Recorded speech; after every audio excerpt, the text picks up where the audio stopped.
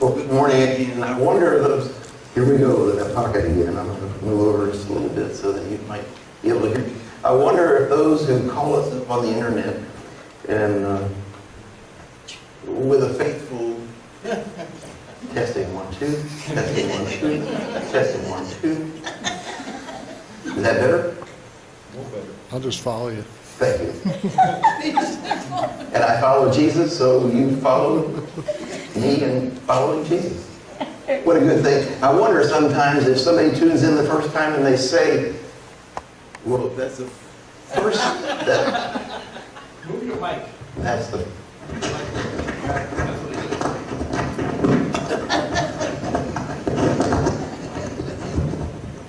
You have a lot of clothes.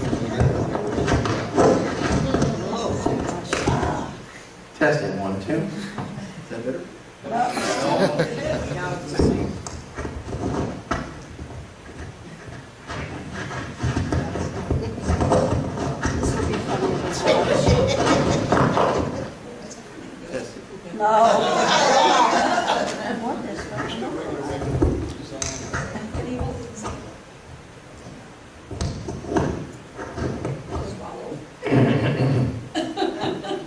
Better?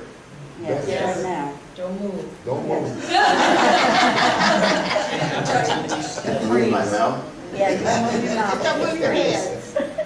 What I was wondering is when people hear me say good morning again, they're wondering, when did I say good morning first? Last week or this morning when I greeted you. So let it be a greeting to this world that we, for God, offer our hearts and our lives. Because, as the title of our message this morning, this is a place we live, which is a world of uncertainty. The foundation comes to us from the gospel writer Luke, the physician, the healer. And it comes from the 4th chapter. We're continuing where we left off last week. This week we pick up with verse 21 through 30. Have you ever wondered, does it seem to you that untruth prospers in our world? It's kind of discouraging because with Jesus, worldly things don't seem to matter as much.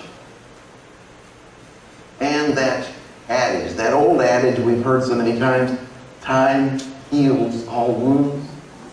Well, it's true. Because we've been studying in the early hour the prophet Jeremiah.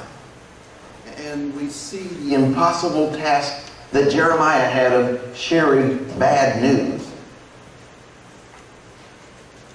Bad news to good people. And maybe the counterpart of that, good news to bad people, is what we get to share, different from Jeremiah. It caused Jeremiah to become an outcast of Judah. But I dare say that Jeremiah could not have made it through if God were not on his side. And we get through tough times in the same way. We get through tough times because God is on our side. I'm going to read to you our passage for this morning.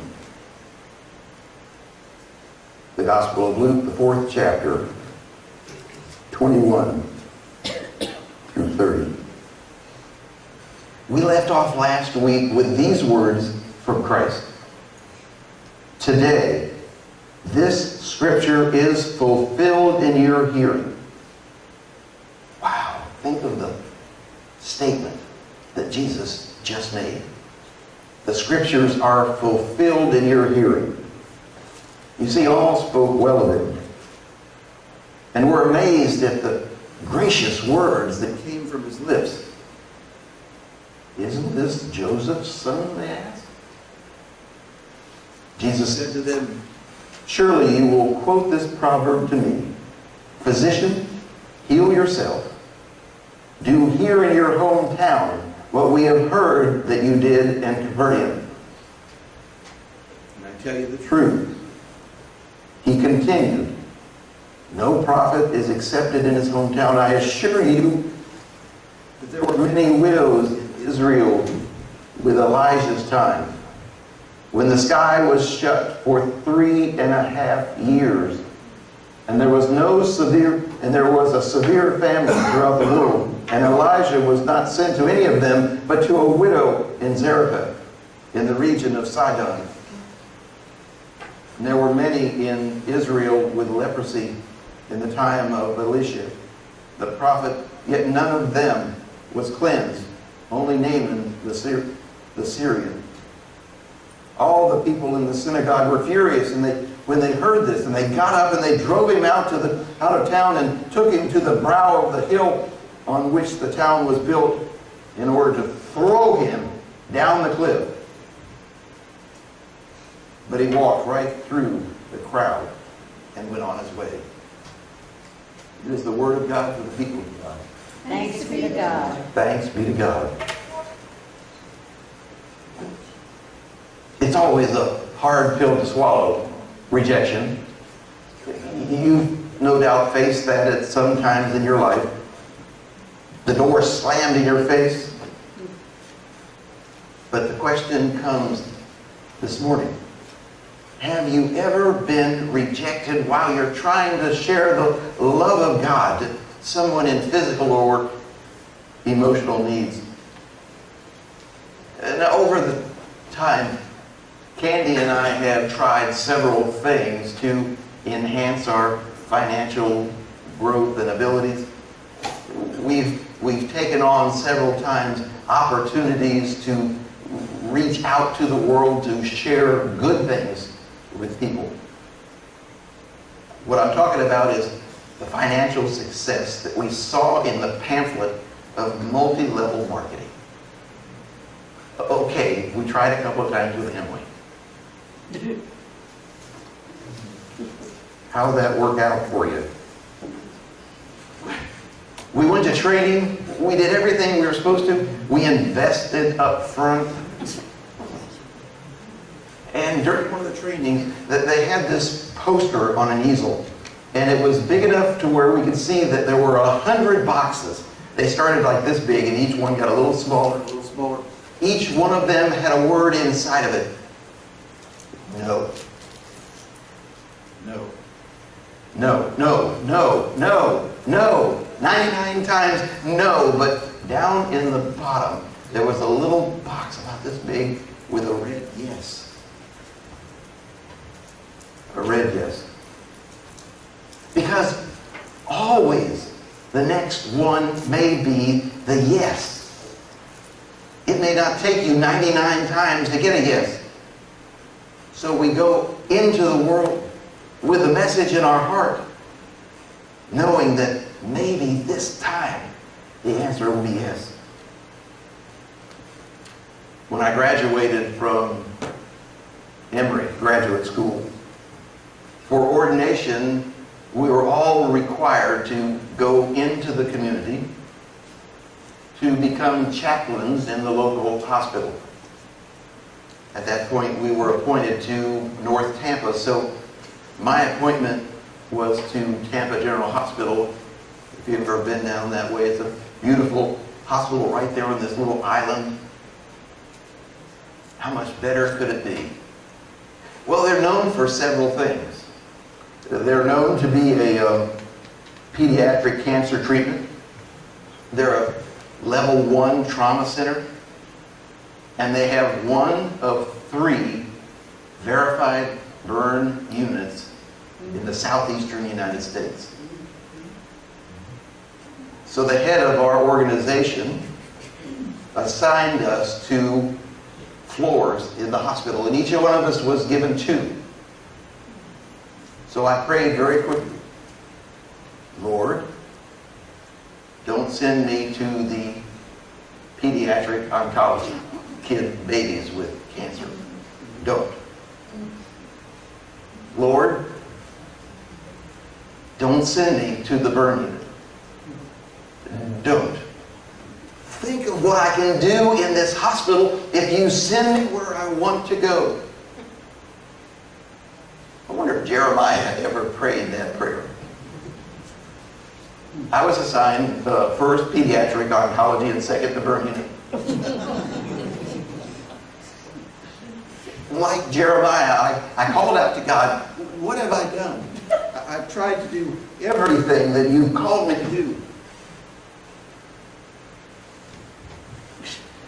Pediatric oncology and the burn unit. So on a daily basis, we were required to go visit our floors and offer physical and spiritual consoling, pray with them.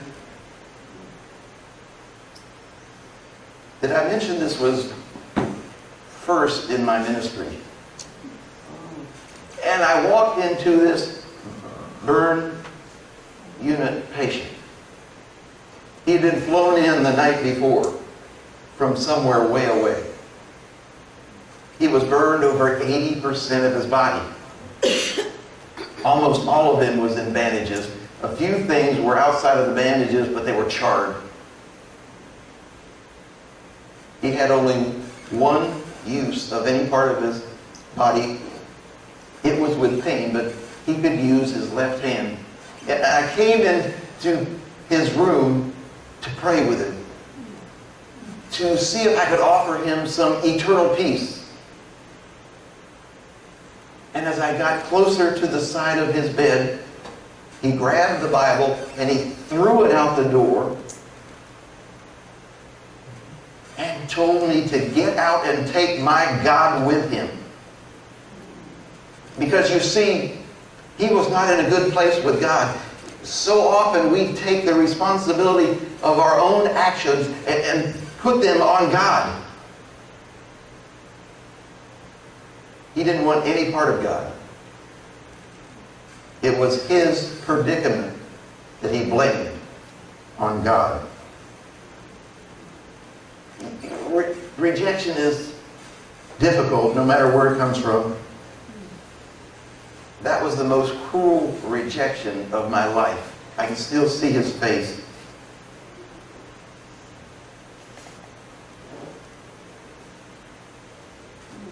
I went back the next day and asked the nurses, would it be all right if I went back in and prayed with him? They said, well, chaplain, you missed your chance. He died in the middle of the night. Jesus went back to his hometown for the first part of his ministry. We kind of were together in that. Both of us found rejection on the very entry into where we had been called. Some of you may recognize the name Thomas Wolfe. He was one of the first masters of autobiographical fiction.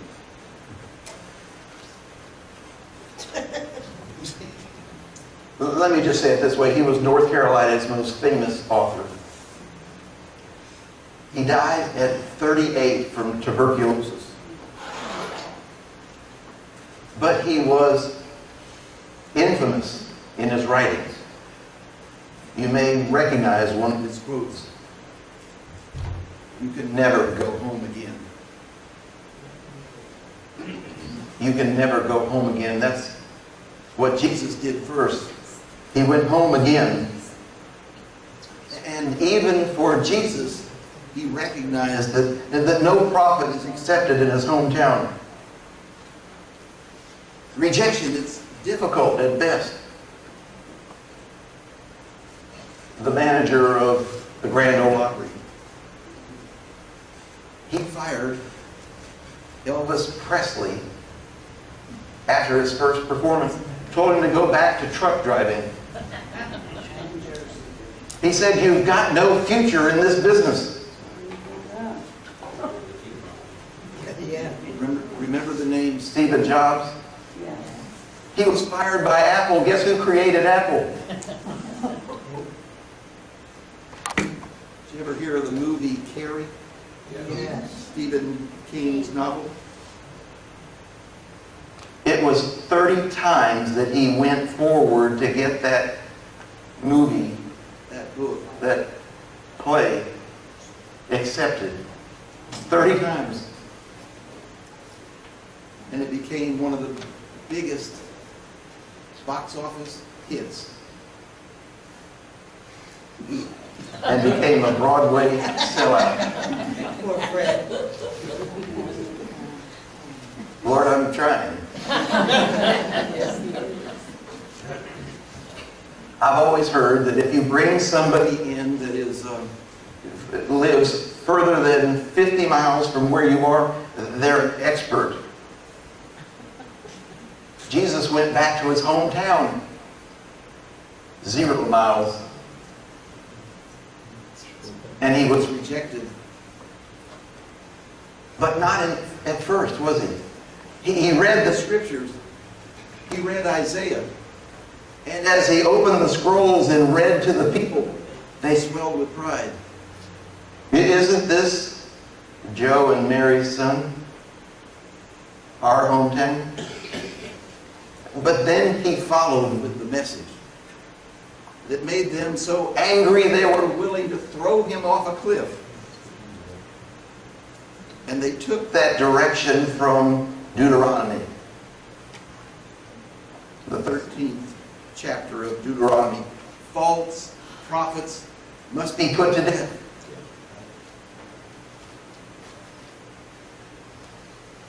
Doesn't it seem like the bad get away with everything and the good are punished? Seems to me that quite often in our world we see examples where the false win. Wrong is rewarded and the right gets beaten down. Literally sometimes beaten down. It seems to me sometimes that the bad things straddle both sides of the tracks and catch anyone who's near. But here's the point. Here's why Luke records this. God tells us, do not despair. Because if you are following Jesus in your heart and with your life, do not despair. The old adage, time heals all wounds. Phyllis Diller said it this way. Yes, I agree, time heals all wounds, but time is the worst beautician around. Yeah. It's about persistence with your call. Persistence with the message that God places on your heart. Here's another truism. Persistence will conquer resistance. If you wait long enough, pursue far enough, the sun will shine in your life. That time may be a good remedy, but I'm here to tell you that God is your best ally. Yes. It's an antidote to rejection. God is not superficial, but a deep, authentic, unconditional love. That's what God brings to the plate. John Wesley, co-founder of the United Methodist Movement, was a man who powerfully contributed to the 18th century religion. He was a priest ordained by the Church of England. What he knew is that God did not want lukewarm Christians. God does not want empty churches. His hope was that those who heard his message would live closer to Jesus every day. That was the message that John Wesley started and stayed with. Live like Jesus. No more lukewarm living. Time and time, if you read the journals of John Wesley, you'll see that he was rejected over and over and over again. He preached in every church he could find that would allow him And the bottom line was that the only place he found no rejection was the message he preached from his father's grave.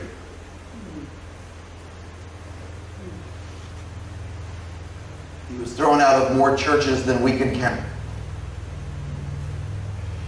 Even though the examples I've shared with you today, the life experiences, reveal that our world is more than uncertain. Our foundation must be never made on false doctrine. You see, God is our first line of defense in this world because this world is so uncertain. Stick with God. And all the children say, Amen.